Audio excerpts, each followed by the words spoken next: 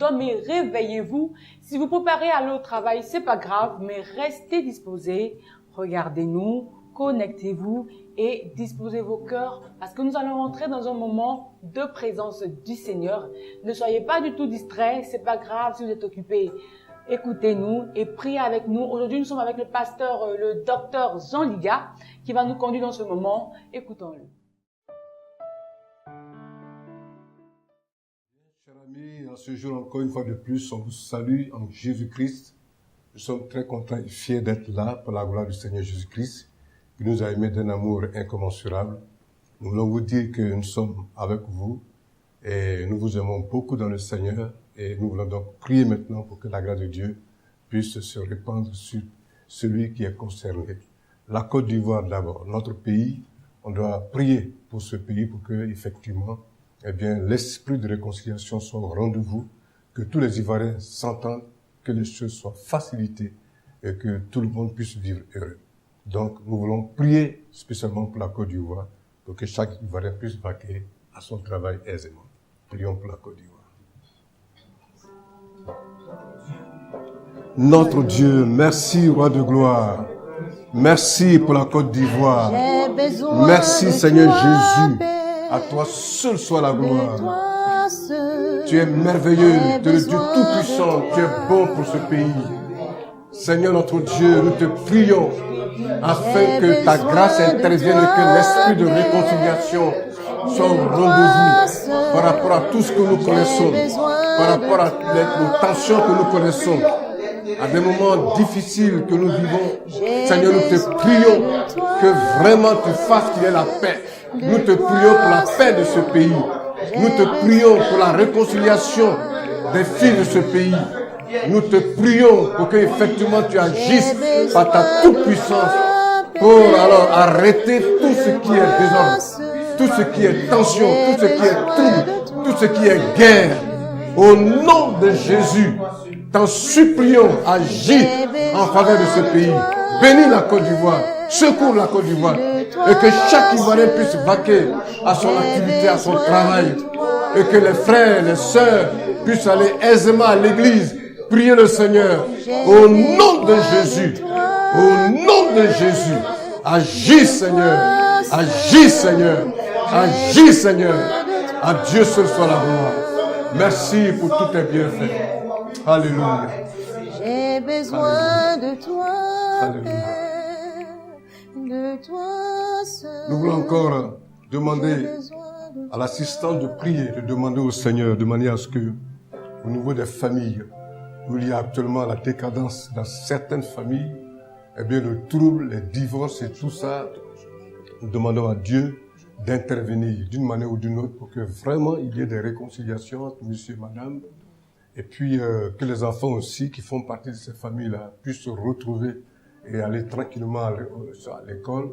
En tout cas, que Dieu fasse de manière à ce que les familles soient équilibrées. Parce que si les familles ne sont pas bien, ne se portent pas bien, s'il y a des décadences, alors la société aussi va prendre un coup. Donc nous allons prier pour les familles des Ivoiriens et les familles chrétiennes. Merci. Prions tous ensemble. Seigneur notre Dieu et Père, merci pour tes bienfaits. Merci Jésus, toi qui es bon pour les familles, toi qui as établi les familles, toi qui as permis que les familles existent. L'homme quittera son père et sa mère, s'attachera à sa femme et les deux deviendront une seule chair. C'est pourquoi nous te prions, là où il y a des mariages et que malheureusement il y a aussi des troubles et des tensions, que le Saint-Esprit intervienne pour la Côte d'Ivoire, pour les Ivoiriens, pour les frères en Christ, pour les sœurs en Christ, pour les foyers chrétiens, où il y a actuellement des tensions, des troubles et des menaces de divorce, que la grande main de Jésus intervienne pour agir afin qu'il y ait délivrance, qu'il y ait secours, qu'il y ait grâce, qu'il y ait réconciliation, qu'il y ait la paix dans ces foyers. Oh Dieu, fasse que l'amour puisse prendre la place. L'amour puisse prendre la place. L'amour puisse prendre la place. La paix puisse prendre la place. Dans le nom puissant de Jésus. Toi, Seigneur notre Dieu, qui as voulu qu'il en soit ainsi. Tu as dit à Abraham que toutes les familles de la terre soient bénies en toi. Oh Jésus, nous te prions dans ta miséricorde que le Saint-Esprit de Jésus agisse dans les familles où il y a actuellement des troubles et des tensions. Que la grande main de Jésus soit en eux. Que les enfants soient bénis. Que l'homme et sa femme soient bénis. Que tout le monde se retrouve dans une parfaite harmonie au nom du Seigneur Jésus-Christ. À Dieu seul soit la gloire. Alléluia.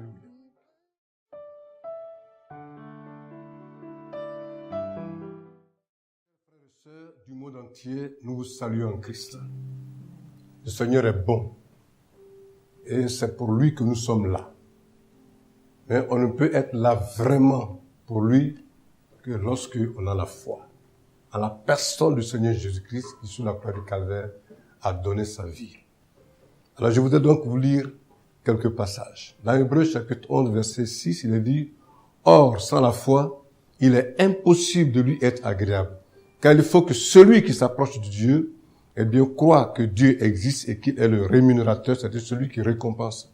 Il est le rémunérateur de ceux qui le cherchent. » Donc la foi est un élément important dans la vie des êtres humains et particulièrement des chrétiens. La signification de la foi est donnée dans la Bible elle-même, selon Hébreux chapitre 11, verset 1er.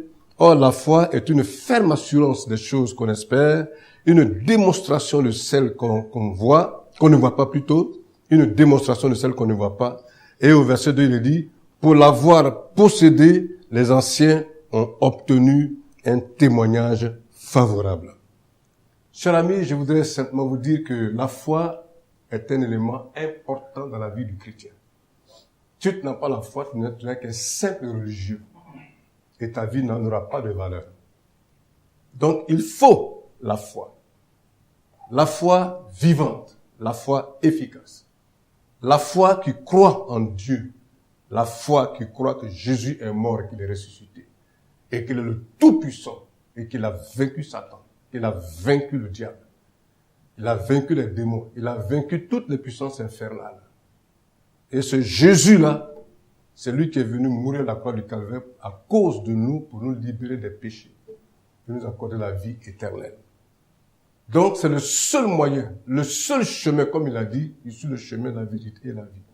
Et nul ne peut aller au Père que par moi. Donc, ne pas croire en lui, c'est perdre son temps et c'est gâcher sa vie. Parce que là, vous allez directement en enfer. C'est pour cela que la foi est utile. Et il est écrit ici, comme je viens de le lire, or, sans la foi, il est impossible de lui être agréable, car il faut que celui qui s'approche de Dieu croit que Dieu existe et qu'il est le rémunérateur de ceux qui le cherchent. Donc, si tu veux que Dieu te récompense, si tu veux que Dieu te bénisse, si tu veux que Dieu puisse se révéler à toi dans toute sa puissance et dans sa grandeur, il faut que tu saches que tu as besoin de croire en lui, parce qu'il existe vraiment. Ce n'est pas toi, homme, qui a créé la terre. Ce n'est pas toi, homme, qui a créé l'univers, le soleil et la lune, et ainsi de suite. Ce n'est pas toi, homme, qui a créé la mer que nous voyons. Ce n'est pas toi, homme, qui a créé l'air que nous respirons. C'est Dieu qui l'a fait. Donc, ce Dieu-là, si tu ne peux pas croire en lui, donc ça dit que tu es un homme qui n'est pas assez intelligent. Alors, je voudrais te dire simplement que ce Dieu-là, puisque nous avons été des gens méchants, des gens qui ont été des rebelles, qui avons désobéi et qui avons abandonné Dieu, donc malheureusement la mort nous frappe tous, quel que soit ce que tu es, quel que soit le pouvoir, la puissance financière que tu peux avoir, tu dois savoir que de toute façon un jour tu vas mourir. Il y a eu des milliardaires qui sont morts ici dans ce monde-là. Leur argent ne les a pas sauvés. C'est pour cela que Dieu a envoyé son fils Jésus à la croix du Calvaire. Il est mort pour nous et il est ressuscité et par son sang qui a coulé, tous nos péchés sont purifiés afin que grâce à lui, nous soyons inscrits dans l'île de vie et que nous puissions avoir la vie éternelle. Si tu ne peux pas profiter de l'occasion pour accepter ça pendant que tu vis encore, c'est que tu ne t'aimes pas toi-même et que tu veux aller en enfer. C'est pour ça que la Bible a dit que Dieu a tellement aimé le monde qu'il a donné son Fils unique afin que celui qui croit en lui ne périsse pas, c'est-à-dire qu'il n'aille pas en enfer, mais qu'il ait la vie éternelle, une vie qui ne finit point, une vie éternelle où on est auprès de Dieu pour toujours. Sans souffrir, sans peine, il n'y a pas de souci là-bas. Il n'y a pas de sueur là-bas. Et il n'y a ni femme ni homme Nous sommes tous comme des anges. Et on est bénis éternellement. Il n'y a pas de mortalité là-bas. Il n'y a pas de blessure. C'est une grâce d'être là, à la présence de Dieu et de voir Dieu vis-à-vis. C'est pour cela cette occasion qui t'est donnée pendant que tu vis encore. Si tu ne sais pas la profiter, cher ami, c'est que toi-même tu ne t'aimes pas et tu veux aller en enfer. La foi, elle nous protège. Elle nous protège contre tout danger. Dans le livre d'Hébreux, de Exode, au chapitre 9, verset 18, verset 20, il est dit ici que voici, je ferai pleuvoir. Ça, c'était en Égypte, au temps de Moïse et de Pharaon. Voici, je ferai pleuvoir demain, à cette heure, une grêle tellement forte qu'il n'y en a point eu de semblable en Égypte depuis le jour où elle a été fondée jusqu'à présent. Fais donc mettre en sûreté tes troupeaux et tout ce qui est à toi dans les champs. La grêle tombera sur tous les hommes et sur tous les animaux qui se trouveront dans les champs et qui n'auront pas été recueillis dans les maisons et ils périront. Ceux des serviteurs de Pharaon qui craignirent la parole de l'Éternel firent retirer dans les maisons leurs serviteurs et leurs troupeaux. Mais ceux qui ne prirent point à cœur la parole de l'Éternel laissèrent leurs serviteurs et leurs troupeaux dans les champs. Et ce qui devait donc arriver est arrivé. Moïse a parlé de la part de l'Éternel que la grêle va tomber. Et les animaux, les hommes, tous dans les champs seront détruits. Mais il donne des conseils pour dire que gardez donc vos troupeaux dans les maisons. Vous-même y compris, restez dans les maisons. Alors en ce moment, vous serez protégés. Mais ceux qui seront laissés à l'air libre vont être frappés par la grêle. Il est dit que les serviteurs de Pharaon qui craignirent cette parole-là, qui ont cru en cette parole-là, qu'elle va se réaliser, effectivement, ils ont pris donc leurs animaux, eux-mêmes, ils sont dans les maisons, et ils ont été protégés. Donc, la foi nous protège des dangers. La foi nous protège de la mort. La foi nous protège des situations calamiteuses. La foi nous protège des dangers terribles. Alors, cher ami, il faut que tu aies foi en Dieu pour que tu saches qu'au nom de Jésus, tu es béni et tu seras encore béni. Le Seigneur a dit, je vous donne pouvoir sur les serpents et les scorpions et sur toute la puissance de l'ennemi et rien ne pourra vous nuire. Et rien ne pourra vous nuire. Ce qui fait que nous autres, on n'a pas peur de Satan. On n'a pas peur du diable. On n'a pas peur des démons. On n'a pas peur des sorciers. Nous sommes libres à cause de Jésus qui a vaincu tout sur la croix du Calvaire. Il a dit, prenez courage, j'ai vaincu le monde. Cher ami, il faut que tu saisisses la foi au nom de Jésus et que tu saches que grâce à ça, tu es béni. Par la foi, nous sommes sauvés. Par la foi, nos péchés sont purifiés par le sang de Jésus-Christ. Par la foi, nous sommes guéris aussi de nos maladies. Par la foi, nous sommes protégés et Dieu aussi pourvoit nos besoins par la foi. Je me rappelle comme ça que, avec la foi, Dieu fait des miracles et des prodiges. Une fois, je devais aller avec mes enfants dans une ville pour aller prêcher l'évangile. Je n'avais pas d'argent. Mais je suis allé quand même à la station d'essence alors que dans la voiture, il n'y avait pas d'essence, on n'avait pas d'argent pour payer de l'essence. Et là, arrivé là, j'ai demandé au pompiste de mettre telle somme, telle quantité de carburant par rapport à telle somme. Il a commencé à me servir. Mais où est-ce que je vais avoir l'argent pour lui en donner? Je ne savais pas. Qu'est-ce qu'il fallait dire? Pendant qu'il était en train de servir, Dieu a permis qu'un frère en Christ puisse passer là dans la station. Et là, il dit, mais pasteur, vous voyagez? J'ai dit, oui, je voyage. Il dit, bon, écoutez, pompiste, monsieur le pompiste, faites le plein. Mais pourquoi je suis allé à la station? C'est pas la foi, je n'ai pas d'argent. Donc, la foi vous procure la bénédiction. Quand vous le faites surtout pour Dieu, elle vous procure la bénédiction. Quand vous le faites, quand vous êtes en Christ, quand votre foi est fondée sur la personne de Jésus, elle vous procure la bénédiction et la délivrance. Une fois, je me rappelle, je devais aller aux États-Unis. Et là, pendant que nous étions dans le rang, au moins plus de 50 personnes, presque ceux qui étaient devant moi, tout le monde avait perdu, disons, qu'on n'avait pas eu le droit d'avoir le visa avec l'ambassade. Ok. Il y avait 2 personnes devant moi. Alors j'ai dit au Seigneur, si tu veux que j'aille aux États-Unis, alors, au nom de Jésus, fasse que quand mon tour va arriver, celui qui est là et qui refuse le visa aux gens, que lui, tu puisses l'enlever et que le bon là vienne. Au moment où les deux qui étaient devant moi, leur cas était fini, ils n'ont pas eu leur visa aussi. Moi, je prends la place et le téléphone sonne. On appelle le monsieur, il s'en va. Et le bon est arrivé, il m'a servi et j'ai eu le visa. Avec Dieu, tout est possible.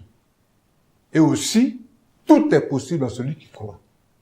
Donc, Dieu nous donne le privilège d'avoir sa capacité, son pouvoir de réaliser par la foi tout. C'est pour cela que je dis que ceux qui pleurent, qui pleurnichent, qui sont malheureux et qui, à cause de quelques souffrances, abandonnent Dieu, mais ils perdent leur temps. Nous avons tout pleinement en Jésus-Christ. Le Christ était là, en Israël. Mais un jour, les gens sont venus le voir pour lui demander, est-ce que vous payez le tribut aussi à César? À travers Pierre. Pierre lui fait la question, il dit, mais nous, les citoyens, on n'a pas le droit de payer le tribut. Ok, mais pour ne pas être en scandale à ce monsieur, va dans la mer, le premier poisson que tu trouveras aussi de l'argent. Et le premier poisson qu'il a trouvé, il a trouvé effectivement de l'argent. Il a pris ça, il a payé et pour lui et pour le Seigneur Jésus-Christ. Donc nous, les milliards, les millions, le matériel, tout ce que nous avons, tout ce qui existe sur la terre ici, là, nous appartient. Mais pas la foi. C'est-à-dire, quand tu n'as rien, il suffit que tu demandes à Dieu. Et tout ce que vous demandez au Père en mon nom, je le ferai, a dit le Seigneur Jésus. Et dit, tout ce que vous demanderez au Père en mon nom, croyez que vous l'avez reçu. Et vous le verrez s'accomplir. Donc, tout ce qui existe sur la terre ici, à partir du moment où tu sais que tu n'as rien du tout, mais tu fais confiance à Dieu, Dieu va intervenir et il va agir. Et ce que tu n'as pas, tu l'auras. Parce que nous avons tout pleinement en Jésus, sur le plan spirituel, sur le plan moral, sur le plan matériel, sur le plan financier. Et je voudrais que vous croyiez cela. Jésus, c'est une grâce pour nous de l'avoir. Jésus, c'est la source de bénédiction. Jésus, c'est le merveilleux. Jésus, c'est le tout-puissant. Jésus, c'est le prince de la paix. Jésus, c'est la vie. Jésus, c'est la grâce. Jésus, c'est le juste. Jésus, c'est le saint. Jésus, c'est la vie éternelle. Et en lui, nous avons tout pleinement.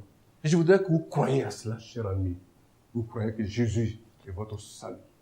J'ai, par la foi, prié pour des malades qui ont été guéris au nom de Jésus. Même des gens qui étaient mentalement déséquilibrés. Et qui ont été guéris au nom de Jésus. Des enfants qui ne marchaient pas. 3 ans qui ne marchaient pas. Après la prière, au nom de Jésus, 3 jours après, ils ont marché.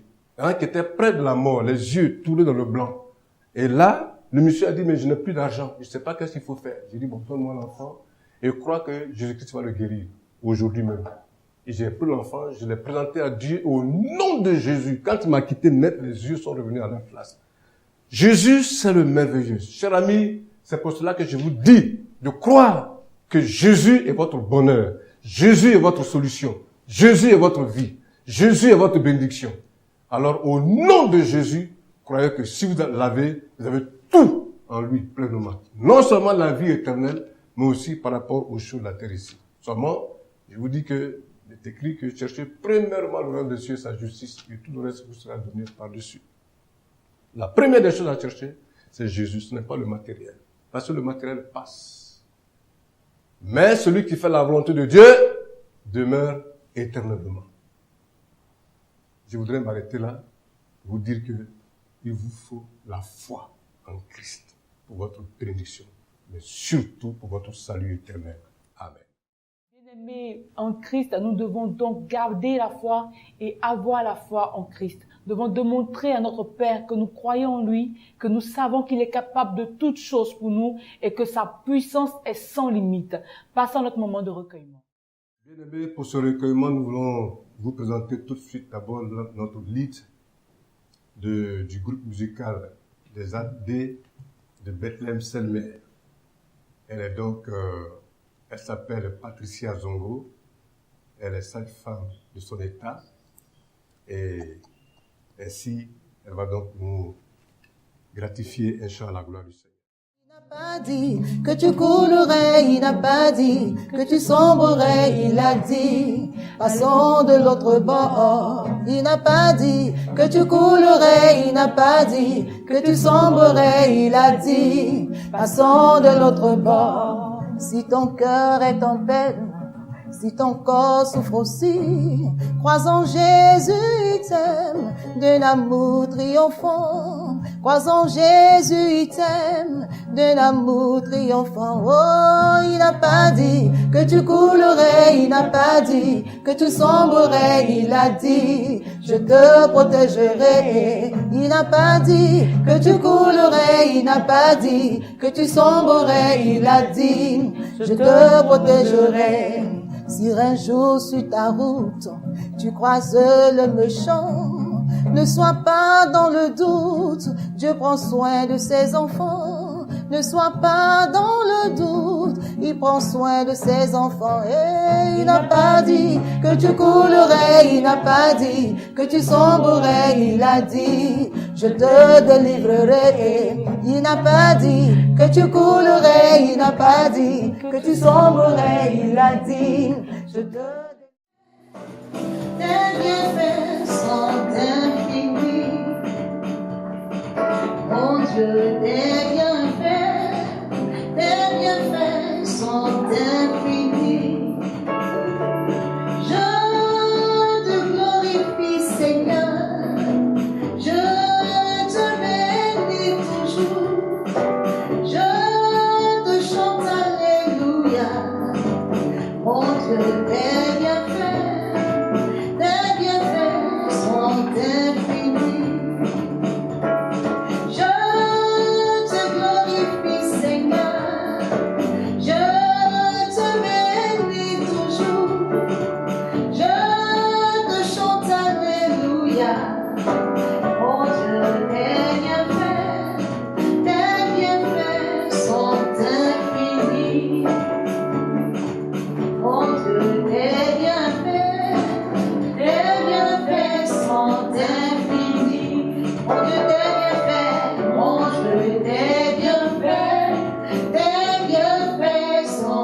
infinis. Je te glorifie, Seigneur. Je te glorifie, Seigneur.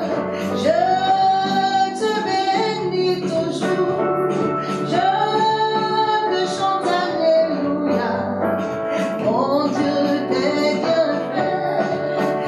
bienfaits sont infinis. Je te glorifie, Seigneur. Je te glorifie, Seigneur. Je te bénis toujours. Je te chante alléluia. Mon Dieu, tes bienfaits sont infinis. Amen. C'est tout pour aujourd'hui, bien-aimés en Christ. Retournez à vos occupations, allez-y au travail, voilà, que le Seigneur vous accompagne et à demain matin.